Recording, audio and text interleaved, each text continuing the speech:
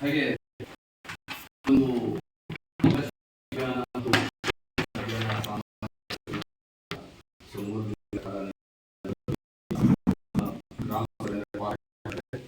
ಈ ಸಭೆಗೆ ಈ ಸಭೆ ಅಧ್ಯಕ್ಷತೆ ವಹಿಸಿದವರು ನಮ್ಮ ಪ್ರಮುಖರು ಹಾಗೂ ನಮ್ಮ ಶಾಲಾ ಪರಶುರಾಮ್ ಹಂಡರ್ಕಟ್ಟಿ ಅವರಿಗೆ ನಾವು ಈ ಒಂದು ಸಭೆಗೆ ಸ್ವಾಗತವನ್ನು ಕೋರ್ತಾ ಇದ್ದೀವಿ. ಈ ಒಂದು ಸಭೆಯ ಪ್ರಮುಖ ವ್ಯಕ್ತಿ ಹಾಗೂ ತಾಲೂಕಾ ಹಂತದ ತಾಲೂಕು ಪಂಚಾಯತ್ ಅಧಿಕಾರಿಗಳು ಆಗಿರುವಂತಹ ನಾಜಿರಾ ಮೇಡಮ್ ಅವರು ಕೂಡ ಈ ಒಂದು ಕಾರ್ಯಕ್ರಮದಲ್ಲಿದ್ದಾರೆ. ಚರ್ಚೆಯನ್ನು ಮಾಡ್ತಾರೆ ನಿಮ್ಮ ಜೊತೆಗೆ. ಅವರಿಗೂ ಕೂಡ ನಾನು ವೈಯಕ್ತಿಕವಾಗಿ ನಮ್ಮ ಶಿಕ್ಷಕರ ಪರವಾಗಿ, ಮಕ್ಕಳ ಪರವಾಗಿ, ರೆಸಿಡೆನ್ಸಿ ಪರವಾಗಿ ಹಾಗೂ ಊರಿನವರ ಪರವಾಗಿ ಸ್ವಾಗತವನ್ನು ಕೋರ್ತಾ ಇದ್ದೇನೆ.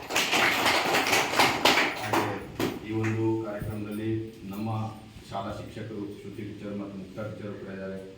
ಅವರಿಗೂ ಕೂಡ ವೈಯಕ್ತಿಕವಾಗಿ ರೆಸಿಡೆನ್ಸಿ ಪರವಾಗಿ ಸ್ವಾಗತವನ್ನು ಕೋರ್ತಾ ಇದ್ದೇನೆ. ಹಾಗೂ ಅಂಗನವಾಡಿ ಕಾರ್ಯಕರ್ತೆಯಾದ ಇಂದಿರಾ ಮೇಡಮ್ ಅವರು ನಮ್ಮ ಜೊತೆಗಿದ್ದಾರೆ. ನಮ್ಮ SDMC ಸದಸ್ಯರು ಕೂಡ ಅವರಿಗೂ ಕೂಡ ನಾನು ಈ ಒಂದು ಕಾರ್ಯಕ್ರಮಕ್ಕೆ ಸ್ವಾಗತವನ್ನು ಕೋರ್ತಾ ಇದ್ದೀನಿ.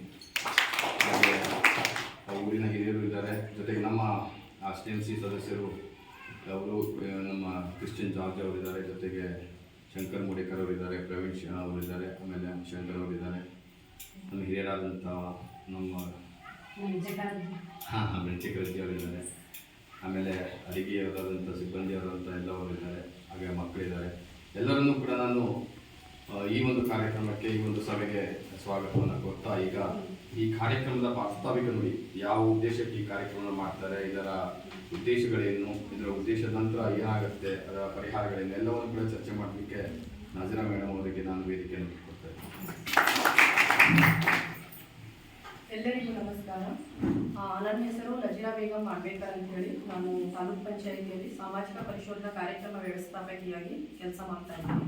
ಈಗ ಒಂದು ನಾವು ಸಾಮಾಜಿಕ ಪರಿಶೋಧನೆ ನಿರ್ದೇಶನಾಲಯ ಬೆಂಗಳೂರು, ಶಾಲಾ ಶಿಕ್ಷಣ ಮತ್ತು ಸಾಕ್ಷರತಾ ಇಲಾಖೆ, ಕರ್ನಾಟಕ ಸರ್ಕಾರ, ಪ್ರಧಾನಮಂತ್ರಿ ಪೋಷಣ ಶಕ್ತಿ ನಿರ್ಮಾಣ ಯೋಜನೆ ಮತ್ತು PM ಪೋಷಣ ಯೋಜನೆಯ ಸಾಮಾಜಿಕ ಪರಿಶೋಧನೆಯಲ್ಲಿ ನಾವು ಸರ್ಕಾರಿ ಹಿರಿಯ ಪ್ರಾಥಮಿಕ ಶಾಲೆ ರಾಮಾಪುರದಲ್ಲಿ 3 ದಿನಗಳ ಕಾಲ ಹಮ್ಮಿಕೊಂಡಿದ್ದೇವೆ. ಸದರಿ ಈ ಶಾಲೆಯ SDMC ಅಧ್ಯಕ್ಷರಾದ ಹಾಗೂ ಈ ಸಭೆಯ ಅಧ್ಯಕ್ಷ ಸ್ಥಾನವನ್ನು ವಹಿಸಿರುವಂತಹ ಶ್ರೀ ಪರಶುರಾಮ್ ಹಂಡರ್ಕಟ್ಟಿ ಸರ್ ಅವರೇ, ಹಾಗೂ ಈ ಶಾಲೆಯ ಮುಖ್ಯ ಶಿಕ್ಷಕರಾದ ಶ್ರೀ ಸತೀಶ್ ನಾಯಕ್ ಸರ್ ಅವರೇ, ಹಾಗೂ ಶಾಲೆಯ ಸಹ ಶಿಕ್ಷಕರಾದ ಶ್ರೀಮತಿ ಮುಕ್ತಾ ಮತ್ತು ಶ್ರೀ ಮೇಡಮ್ ಅವರೇ, ಸರ್ ಅವರ ಉಪಾಧ್ಯಕ್ಷರು, ಈಗಾಗಲೂ ಬಂದಿರುವಂತಹ SDMC ಸದಸ್ಯರಾದ ಶ್ರೀ ಶಿವಾಜಿ ಸರ್ ಅವರೇ, ಹಾಗೂ ಉಪಸ್ಥಿತಿರುವಂತಹ ಅಂಗನವಾಡಿ ಕಾರ್ಯಕರ್ತರಾದ ಶ್ರೀಮತಿ ಇಂದಿರಾ ಮೇಡಮ್ ಅವರೇ, ಹಾಗೂ ಉಪಸ್ಥಿತಿರುವಂತಹ ಎಲ್ಲ ರಾಮಾಪುರ ಗ್ರಾಮದ ಮುದ್ದು ಮಕ್ಕಳ ಪೋಷಕರೇ, ಹಾಗೂ ಈ ಕಾರ್ಯಕ್ರಮದ ಕೇಂದ್ರ ಬಿಂದುವಾಗಿರುವ ಎಲ್ಲ ಮುದ್ದು ಮಕ್ಕಳೇ, ಇಂದು ನಾವು ಸರ್ಕಾರದ ನಿರ್ದೇಶನದಂತೆ ನಾವು ಗ್ರಾಮ ಪಂಚಾಯಿತಿ 2ರಂತೆ ಶಾಲೆಗಳನ್ನು ಆಯ್ಕೆ ಮಾಡಿಕೊಂಡು ನಾವು ಸಾಮಾಜಿಕ ಪರಿಶೋಧನೆಯನ್ನು ನಡೆಸ್ತಾ ಇದ್ದೇವೆ. ಈ ಸಾಮಾಜಿಕ ಪರಿಶೋಧನೆಯನ್ನು ನಡೆಸಲು ಮುಖ್ಯ ಉದ್ದೇಶ ಏನಂತ ಹೇಳಿದ್ರೆ, ಸರ್ಕಾರದಿಂದ ಯಾವುದೇ ಒಂದು ಯೋಜನೆ ಅನುಷ್ಠಾನವಾಗಿದ್ದರೆ ಆ ಯೋಜನೆಯ ಸದ್ಬಳಕೆ ಆಗಬೇಕು ಮತ್ತು ಜನರಿಗೆ ಮಾಹಿತಿ ಇರಬೇಕು.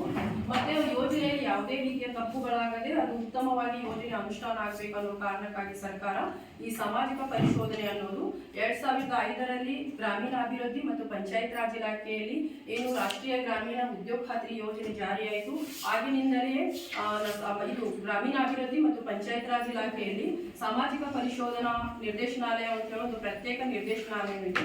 ಅದರ ಅಡಿಯಲ್ಲಿ ಈ ಸಾಮಾಜಿಕ ಪರಿಶೋಧನೆಯನ್ನು ಗ್ರಾಮೀಣಾಭಿವೃದ್ಧಿ ಮತ್ತು ಪಂಚಾಯತ್ ರಾಜ್ ಇಲಾಖೆಯಿಂದ ಏನು ಗ್ರಾಮ ಪಂಚಾಯತ್ ಇದ್ದಾವೆ ಆ ಗ್ರಾಮ ಪಂಚಾಯಿತಿಯಲ್ಲಿ ಪ್ರತಿ ಒಂದು ವರ್ಷಕ್ಕೆ ಒಂದು ಬಾರಿ ಪ್ರತಿಯೊಂದು ಯೋಜನೆಗೆ ಸಂಬಂಧಪಟ್ಟಂತೆ ಇದು ನಡೀತಾನೆ ಇತ್ತು. ಇದರ ಕಾರ್ಯವೈಖರಿಯನ್ನು ಮನಗೊಂಡು ಸರ್ಕಾರ ಶಿಕ್ಷಣ ಇಲಾಖೆಯಲ್ಲಿ ಮಹತ್ವಾಕಾಂಕ್ಷಿಯಾದ 2 ಯೋಜನೆಗಳು, ಸಮಗ್ರ ಶಿಕ್ಷಣ ಯೋಜನೆ ಮತ್ತು ಪ್ರಧಾನಮಂತ್ರಿ ಪೋಷಣ ಶಕ್ತಿ ನಿರ್ಮಾಣ ಯೋಜನೆಗೂ ಕೂಡ ಸಾಮಾಜಿಕ ಪರಿಶೋಧನೆ ನಡೆಸಿ ಸರ್ಕಾರಕ್ಕೆ ಒಂದು ವರದಿ ಸಲ್ಲಿಸುವ ನಿಟ್ಟಿನಲ್ಲಿ ಕಳೆದ ಬಾರಿಯಿಂದಲೇ ಸಾಮಾಜಿಕ ಪರಿಶೋಧನೆ ಅಂದ್ರೆ 40 ಶಾಲೆಗಳು, ಅಂದ್ರೆ ರಾಜ್ಯದಲ್ಲಿರುವ ಎಲ್ಲಾ ಗ್ರಾಮ ಪಂಚಾಯತ್ಗಳಿಗೆ ಸಂಬಂಧಪಟ್ಟಂತೆ ಒಂದೊಂದು ತಾಲೂಕಿನಲ್ಲಿ ಎಷ್ಟು ಗ್ರಾಮ ಪಂಚಾಯತ್ ಇದೆ ಆ ಗ್ರಾಮ ಪಂಚಾಯತಿಗೆ ಸಂಬಂಧಪಟ್ಟಂತೆ ಈಗ ನಮ್ಮ ಹಳಿಯಾಳ ತಾಲೂಕಿನಲ್ಲಿ 20 ಗ್ರಾಮ ಪಂಚಾಯತ್ ಇರುವುದರಿಂದ ಅದರ ಅಡಿಯಲ್ಲಿ ಬರುವಂತ ಪ್ರತಿ 2 ಶಾಲೆಗೆ ಅಂದ್ರೆ 1 ವರ್ಷದಲ್ಲಿ 2 ಶಾಲೆಗಳಿಗೆ ಸಂಬಂಧಪಟ್ಟಂತೆ ನಾವು ಸಾಮಾಜಿಕ ಪರಿಶೋಧನೆ ನಡೆಸಿ ವರದಿಯನ್ನು ಸಲ್ಲಿಸಬೇಕಾಗಿದೆ.